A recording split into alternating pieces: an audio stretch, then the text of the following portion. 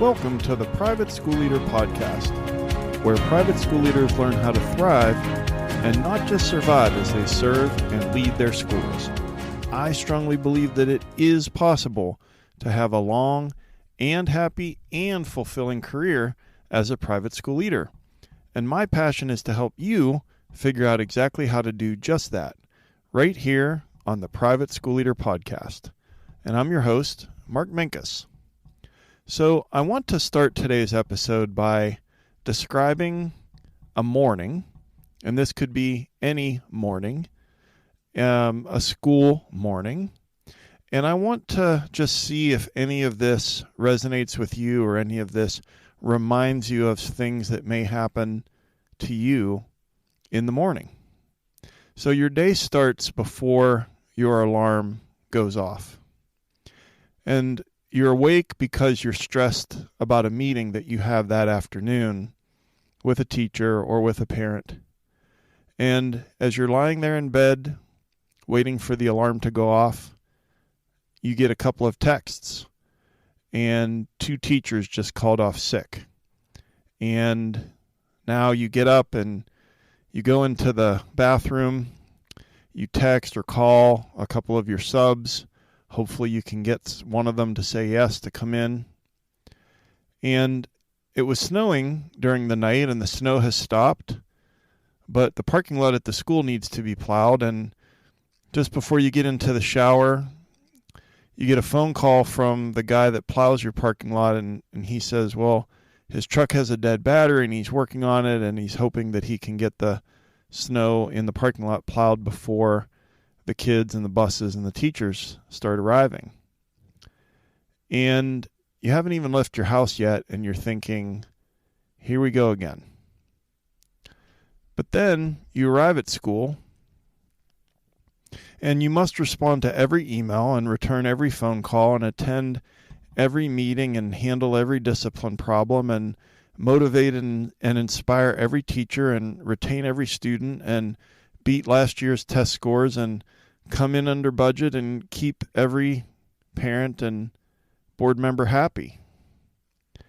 And now, once you've done all of that, when you've nailed it, when all that is done, please be sure to maintain a healthy work-life balance. Try to engage in some self-care, watch what you eat, get enough sleep, exercise, and don't be a jerk to your family and your friends. And that's all before 9 a.m. So I wonder if any of you have had a morning like that. I wonder if any of you listening have a morning like that most mornings. It's just that some of the details change. But that happens day after day and week after week and year after year. And the cumulative effect of all of those decisions, the cumulative effect of all that stress. And I just want to pause and get you to really think about how so many private school leaders find themselves so caught up in the day-to-day demands of running a school that we neglect our own self-care until it becomes a crisis. But I want to challenge that approach, and I want to encourage you to think about self-care differently. Because on today's episode of the Private School Leader Podcast, I want to ask you a very important question. Do you treat your self-care like Tylenol or like a one-a-day vitamin? Do you treat your self-care like Tylenol or like a one-a-day vitamin? So before we get into today's topic, I wanted to let you know that I've created a free resource for you called the 6 Things that Every Private School Teacher Wants from Their Leader. And this guide is a 6-page PDF that can be a game changer for you. And I guarantee you that if you do these 6 things, that the teachers at your school will be happy to follow you. And you can get that free guide by going to theprivateschoolleader.com/guide. Again, that's the 6 things that every private school teacher wants from their leader. And that's free for you over at theprivateschoolleader.com/guide. And thank you, as always, for listening to the podcast. And I also want to ask you a couple of questions. You know, I was talking at the top of the episode about work-life balance and self-care, and I just wonder if you're feeling overwhelmed or tired or discouraged or wondering if the pace that you keep is sustainable and just that you're tired of school invading your weeknights and your weekends and you just feel like work-life balance is a myth. Well, I want you to check out Thrive Academy. And Thrive Academy is a new online course that I created just for private school leaders like you. And it can help get you out of survival mode and get you back to feeling energized at school. And I used to be where maybe you are right now. I was in the hospital with ulcers and I was diagnosed with severe burnout. I had vertigo that was caused by stress. But I figured out how to make it better, and I can teach you how to make it better. Thrive Academy is an online course with 39 lessons, over 9 hours of video content, and an 86-page workbook with guided notes and reflection questions and calls to action. And you get live office hours with me on Zoom for the first 6 weeks. And so I really, really believe that Thrive Academy can change your life at school and at home, and that you just don't have to make all the mistakes that I made. And I want to teach you how to go from surviving to thriving. So you can check out Thrive Academy at theprivateschoolleader.com/thrive. That's theprivateschoolleader.com/thrive. All right, so back to the big question of today's episode. Do you treat your self-care like Tylenol or like a one-a-day vitamin? So I want you to answer this question. I want you to view this through the lens of self-care and whether we're reactive or proactive. And I think that you probably get the analogy right off the bat. You're pretty smart. And we know that Tylenol, we use that in a very different way than we do our one-a-day multivitamin. So with Tylenol, I don't know about you, but I don't take a Tylenol every day. I have Tylenol. I have aspirin. But I only think about it and I only reach for it when I have a headache. Usually it's at work. Every once in a while it's at home.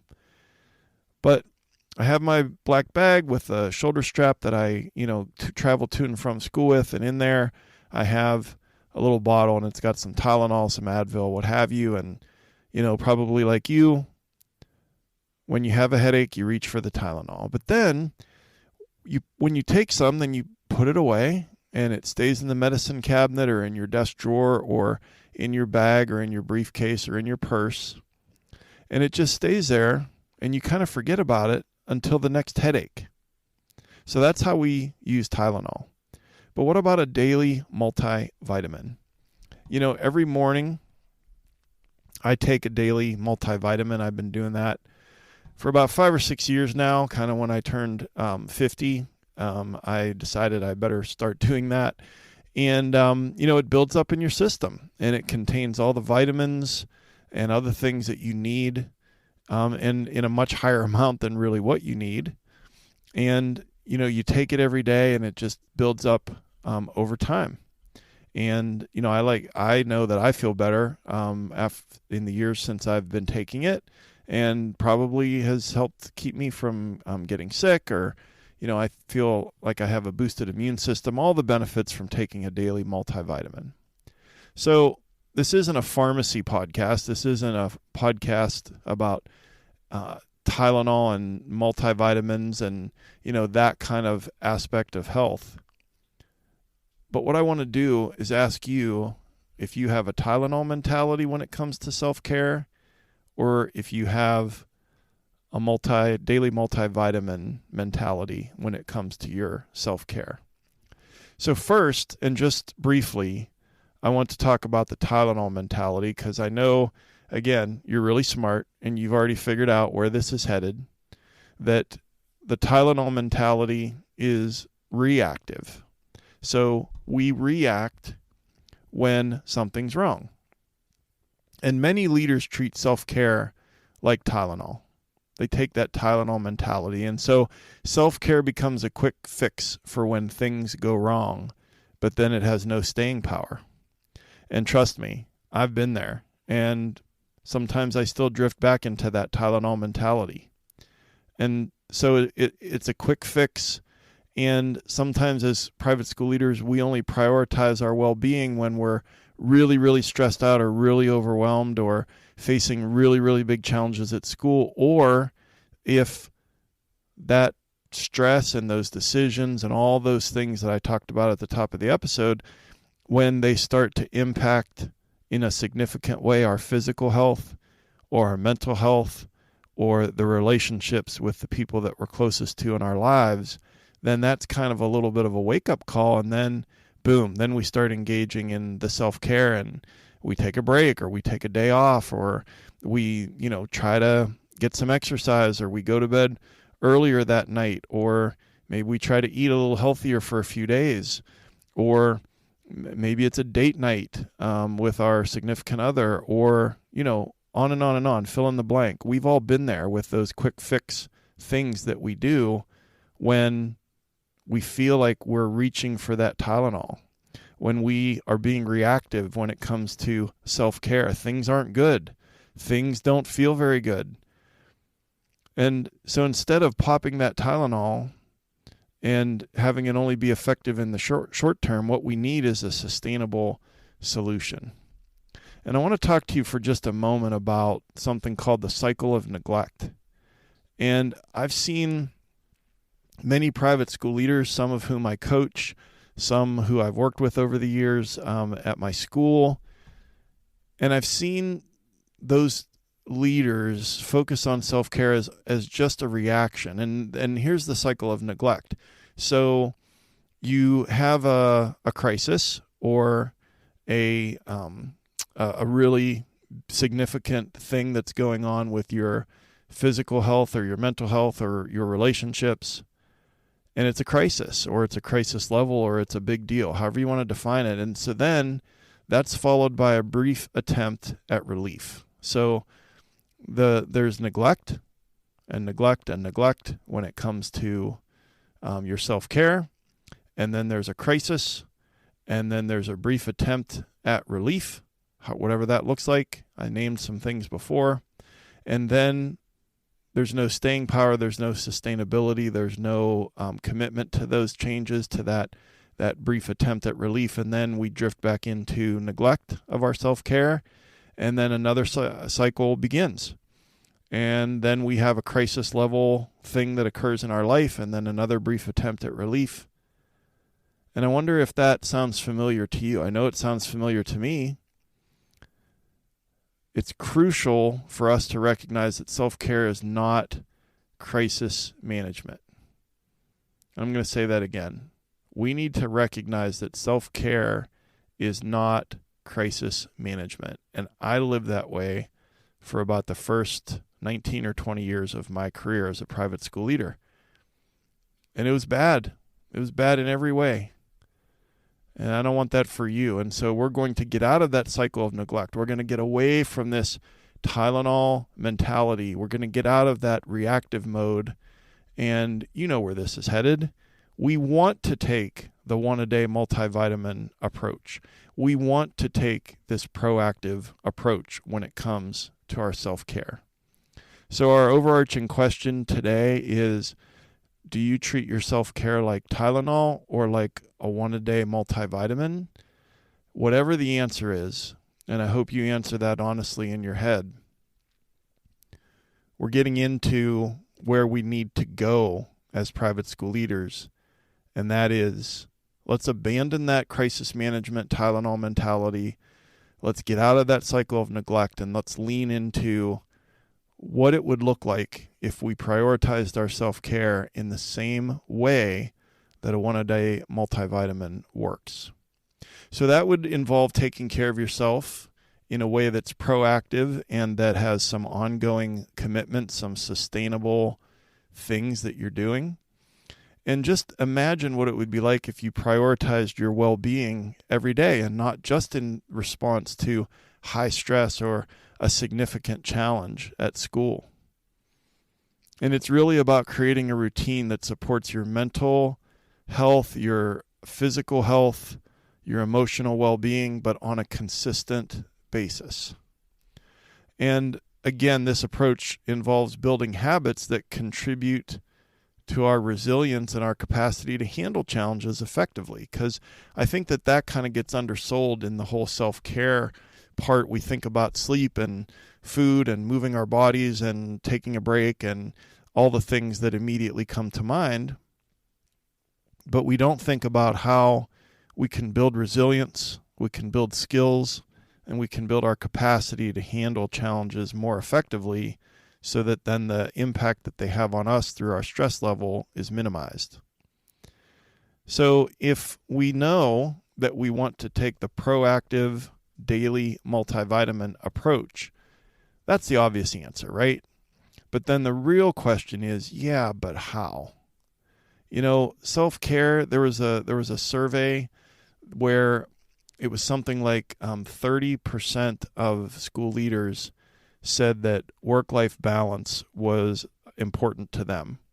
And when the researcher did the in-depth study of the open-ended questions, it wasn't so much that they didn't think that it was important, but what kept coming up is that they thought that it was impossible.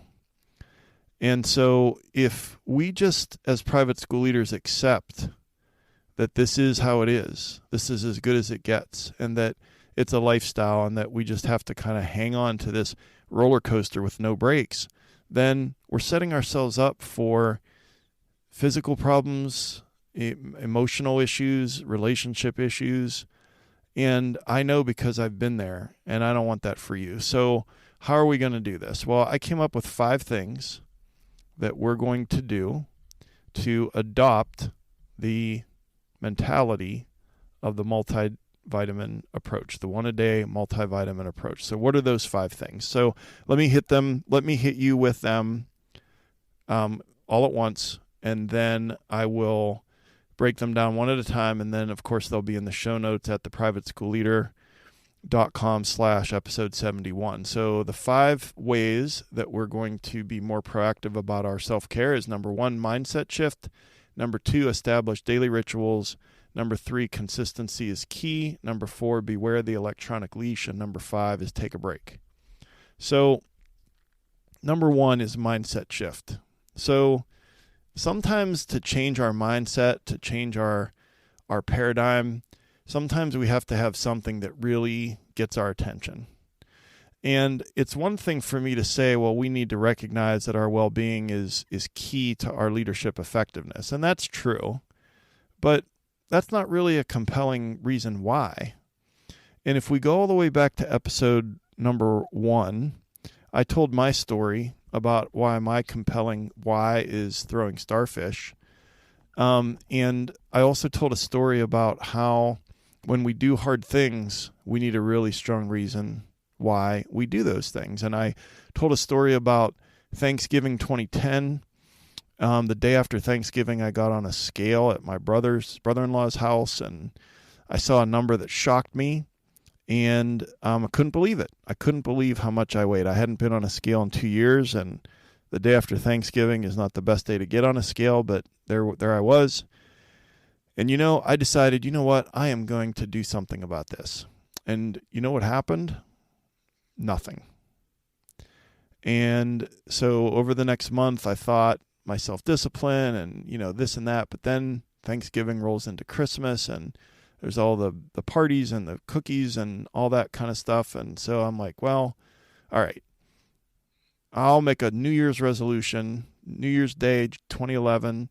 And I made the most serious promise to myself, the most serious New Year's resolution that I've ever made, that I'm going to lose weight. I'm going to get healthy. And you want to know what happened? Nothing. But then at the end of January 2011, I went for my annual physical. And my doctor, he did all the things that he normally does. And then he looked at me and he said, Mark, he said, you are obese. And you are at risk of adult onset diabetes, and named a couple of other things. And he said, hey, he's like, you have 3 daughters, right? And I said, yeah. And he said, don't you want to be around if one of your daughters were to get married so you can walk them down the aisle? And that's when my whole world just kind of stopped. And now all of a sudden, I had a really, really strong reason why I wanted to lose the weight. And what happened was I lost 60 pounds in the next 10 months. But I couldn't do it with just, oh my gosh, look at that number on the scale kind of a why. I couldn't do it with oh, I'm going to make a really strong New Year's resolution kind of a why. But when it came down to being around for my daughters when they were adults, that was a strong why. And so my point is, if you don't have a strong why to do the hard thing of prioritizing your self-care, then it's never going to happen. And you might have a strong why for the work that you do at school, and that's fantastic. That's what gets us out of bed in the morning. That's what keeps us going and doing this very difficult work that we do. But when it comes to your physical health and your mental health and your relationships, we typically, as private school leaders, don't put self-care on the list at all. And if it is on the list, it's near the bottom. Everybody else is first. You know, we've talked about on this podcast before about the flight attendants and the oxygen mask that drops down and the instructions that they give to put your own oxygen mask on first and then help the person next to you. And as private school leaders, we know exactly what we do. When crisis happens and all those oxygen masks drop, we go into action and we start putting oxygen masks on the kids and the teachers and the parents and the board members and the other staff and everybody else. And then if we're still conscious, then we try to put the oxygen mask on ourselves. That's not going to cut it. That's going to lead to all kinds of bad things, physically, emotionally, mentally, in our relationships. And so we need to have a mindset shift. That's number one. Number two, we need to establish daily rituals. And so this one sounds easy, but it's so hard. And I just picked three. And one is to get a little more sleep. We do not get enough sleep as private school leaders. And I can hear what you're saying. You're like, well, yeah, that'd be nice to go to bed at a decent time so I could get a decent amount of sleep, but that's like a fantasy. Okay. That's a whole nother podcast episode. That's a whole nother conversation, but it's something that is probably the most important thing is to get enough sleep. And you already know all the tricks, all the things you're supposed to do to, start your evening routine a little earlier and all that kind of stuff. I'm not going to get into that, but daily ritual of a bedtime and to really, really prioritize that. And another thing I have on here is to schedule lunch. And even if your lunch is 5 minutes, 10 minutes, 15 minutes, just to get some protein into you in the middle of the day is super important. And many private school leaders do not do that. Or they're putting some garbage in their body in the middle of the day. And I would just want to give you a quick analogy. So let's say that someone bought a Lamborghini for you, gave it to you as a gift. It's one of the most expensive sports cars on earth. And you're driving your Lamborghini and you go and you find a no-name gas station in town. It's not even a national brand of gas. And then you put the cheapest gas at the no-name gas station into the Lamborghini. And you're like, well, I'd never do that. I would put like the high performance, find the best gas in town to put in the Lamborghini. Well, yeah, but that's not what you do with your body when it comes to lunch on a work day, especially. When we're stressed out, I mean, look, I've done my fair share of stress eating and my fair share of putting things in my body that are not good for me. But we need that fuel and we need that protein in the middle of the day, but it won't happen unless we put it into our schedule. And then the third thing under established daily rituals is to move. And I'm not saying that it needs to be an exercise program. I'm saying that you can be a more visible leader at your school and get out and about and move at a brisk pace around campus several times a day, and at least you're moving your body. Get a standing desk. Standing is better than sitting. I've heard it many times in the last couple years. Sitting is the new smoking. We got to move. We have to move. And so number 2 is establish daily rituals, and number 3, consistency is the key. So again, the idea here is that these practices can't be reserved just for the tough times. It can't just be crisis management. They have to become some non-negotiable elements in your daily routine. And then the only way that that's going to happen is for you to schedule them. Put them in your schedule and then track your success. You know, whether it's on a Google Doc, whether it's on a piece of paper, whether it's on a calendar that's you write it on there by hand, or whatever it is, track your success. When I lost the weight, I was tracking my success. The Weight Watchers points, the exercise, weighed myself once a week, and then just, little by little by little, and then all those little by little things add up to something significant. But you're much more likely to stick to it, whether it's sleep or whether it's whatever it is, if you track it. And you don't have to have some fancy app or anything like that. It can just literally be a Google Doc or a piece of paper or a dollar store calendar that's for tracking your habits. All right, so number 1 was mindset shift. Number 2 was establish daily rituals. Number 3, consistency is key. And number 4 is beware the electronic leash. And you've heard me talk about this before. I've talked about how your smartphone is an electronic leash to school. And your smartphone is a portal to your work. And it is so easy to check email and to reply to the texts that are coming in, obviously, to the phone calls that are coming in on your phone. But maybe the texts and the phone calls, you've got to handle that. But I would challenge you to start using your laptop to check email in non-work hours. Okay, I'm going to say that again. I would challenge you to start using your laptop only to check work email outside of work hours in the evenings and on the weekends. And here's the thing. It is so easy when you're sitting on the couch next to someone you care about, watching something on Netflix. It is so easy to just tap on that icon for email.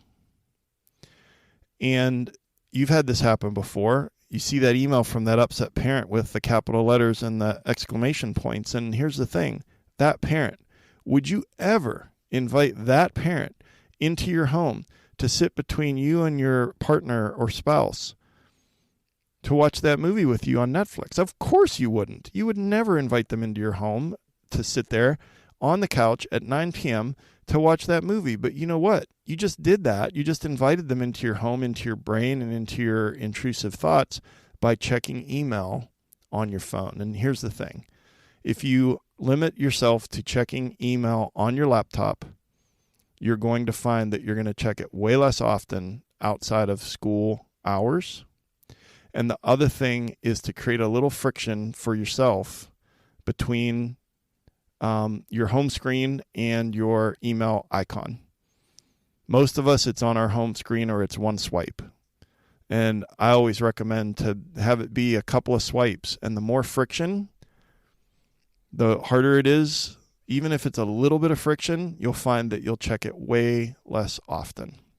So I'm not living in a fantasy world. I was a head of school for 21 years. I've been a division head for the last 12 years. I know that things invade our weeknights and weekends, and that there are things that come up that just are not able to wait.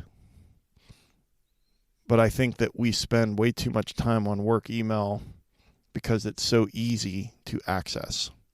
And then the last thing on the electronic leash, and I've talked about this before in a different episode, that the game changer for me was one morning when I woke up, my phone's charging next to the bed, and I pick it up, and I realized that I was checking work email before I even said good morning to my wife that I share a bed with for the last 32 years.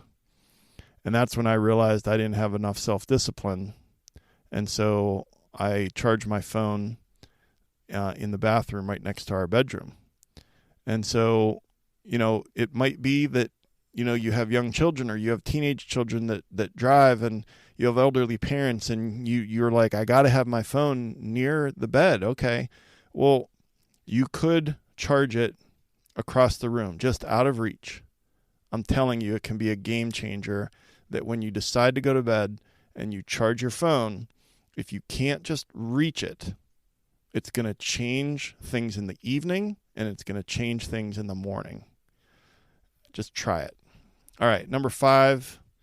Remember, we're talking about how on earth do we adopt this proactive approach to self-care, this one-a-day multivitamin approach. Number 5 is to take a break. And so I just strongly encourage you to set a time in the evening after which you will only engage with work if it is a true emergency. So whatever time you pick. And I realize everyone's definition of urgent and an emergency is different than yours. But you set a time in the evening, and after that, you will only engage with work if it's a true emergency.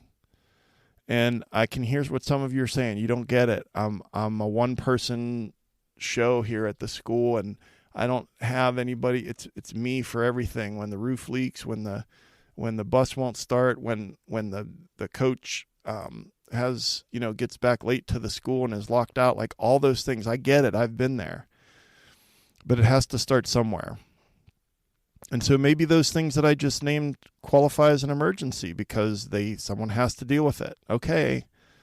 But I just feel like we have fallen into this lie. We've believed this lie of the hustle culture, and that rest has become equivalent to being lazy. And it's all about, the grind and hustle, and, this entrepreneurial mindset, these very famous entrepreneurs. But we can't buy the lie of the hustle culture if we want to take care of ourselves and our loved ones. And you only have one you. You can get another house, you can get another car, you can get another job, but there's only one you. And we all can agree that we need to take better care of ourselves because no one's coming. You're head of school, you're board president, no one's coming to fix this for you. You have to step up and do something about it yourself. And in addition to setting a time in the evening, after which you will only engage with work if it's a true emergency, I also would strongly encourage that you pick a set number of consecutive hours on the weekend when you'll not engage with work. And you're like, yeah, right. Okay. But it's a mini sabbatical, and maybe you just start with 12 hours. Some of those hours you're sleeping. But it can't be that you're dipping in and out of work all weekend long, because you're never, ever, ever going to get a break from work.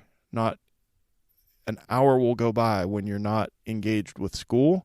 That is a recipe for burnout and for you to have the opposite of a long, happy, and fulfilling career as a private school leader. You're not going to, I shouldn't say you're not. It is the rare person who can manage all of that and never have a break and have it be school all the time, and to have that long career and be happy and fulfilled. Some people can. I can't.